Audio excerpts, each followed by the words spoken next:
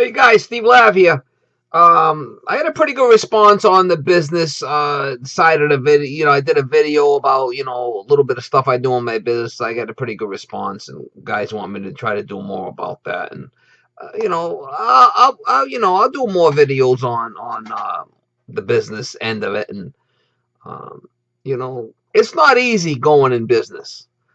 A lot of these young guys, they're working for companies and, they want to go out on their own and they're going to make a flipping killing and they're going to make all this money. And you guys got to realize, man, there's a lot of bills to be paid when you're in business. You have to pay for advertisement.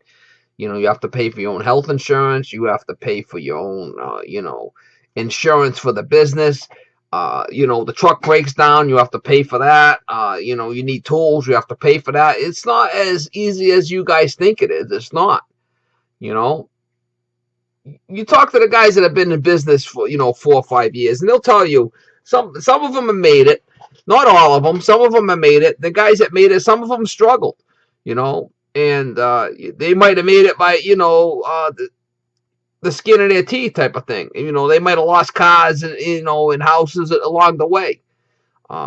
It's not an easy road.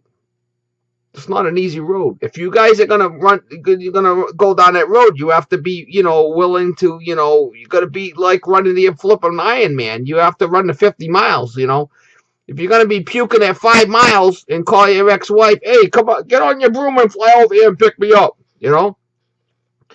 Not everybody makes it in business. It's and a lot of guys that are mechanics don't mean that they're a businessman. Don't mean they have the mindset to be a businessman. You have to either just because you're a good worker and you can talk a good flipping game and throw a line of shit. Everybody thinks you're a super tech. Don't mean you're a businessman. Really don't. Really doesn't mean you're a businessman. It's not. I'm not trying to discourage anybody. I'm just trying to, make you guys aware of it. Grass isn't always greener on the other side of the flipping fence. You get over there, you got to cut that flipping grass. Get off your ass and cut the grass. It's not always greener. If you guys have got a decent job and you're making good money, and the guy's taking care of you, you might want to just stay put. Especially if you got a wife and she's at home eating bonbons all day and she's a princess and she get her nails done every week and you're just a working slob and you gotta shovel the money and she's handling all the flipping checkbooks. Don't be stuck on stupid, man. Especially if you're dumb enough to give her the flipping checkbook, and they're running the flipping house, you dumbass. You're gonna start a business and give her a control of that too? Hello? Wake up, motherfucker.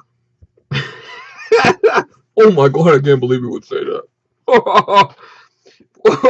With me, when I started my business, I was in the union for 12 years and I had bought my house when I was 18. So by the time I started my business, I was already in my 30s. Everything I had was paid for. I had money in the bank. My ex-wife, I was married at the time. She didn't want me to start a business. I got rid of her. That was the first thing, got rid of her. She didn't want me to start a business.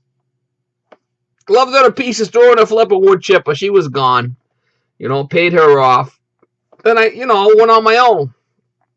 And it's been an experience. I've been in business 20 years now. And, I joke around and kid around, be a blowhard sometimes. But, I'm just kidding with you guys. Get a couple of laughs, That's just how I am. But anyway, I did the whole business thing, and it's been a learning experience over 20 years. And when I first started, you really need to get in with somebody that's in business. Say if you're going to start an HVAC, plumbing, heat, and air conditioning business, whatever you're doing. Get a hold of a couple of guys that have been in business for a while and see if they can throw you some overflow work, because they probably have jobs they don't want to do, and you're a sorry ass bastard looking for anything you could scrape up, and they'll throw you the shit jobs, and you'll be happy to do the shit jobs, And even though you're not making a full rate, you might want to give him some of the money, or you're working for him, per hour. It'll help you. That's something you guys need to think about. I did that when I got started. I had one guy that was in business for a long time, and he had more work than he could do, and he used to always call me, and that helped me to get going. And then the phone book these days, I don't think that's I spent a lot of money in the phone book. A lot of it's online advertisement now or word of mouth. But you have to get your customer base going, and it's not an easy thing. Uh, you need to have repeat customers. The more you do, the more jobs you do, the more customers you'll get, the more referrals, and it's a process. It's a 4 year, 5 year process to get rocking and rolling. Now I know guys, that when I started in the racket, um, I've always wanted to stay small. That's why I do residential service work, and I kind of keep it small. That's what I like to do.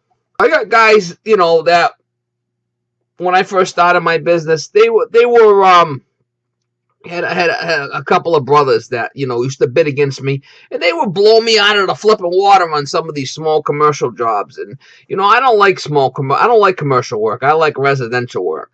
But these guys are multimillionaires now, and they got like 30 guys working for them, and they work all schools and hospitals and all small commercial shit. But they made it big. I could have did that. I could have went union, and I didn't want to do that. I wanted to stay small. It's not all about making a ton of money, $1 million in your lifetime. It's all about enjoying your life and working every day. Once you get rocking and rolling, but it's a process. I'm not trying to discourage anybody. I really don't want to do that. But like Talon would say, these flipping new guys need to really think about before they walk out on that plank and jump into that shark-infested waters. Are you ready to swim and beat them sharks off? Or are you going to just say, oh, eat me, eat me, eat me? What are you going to do?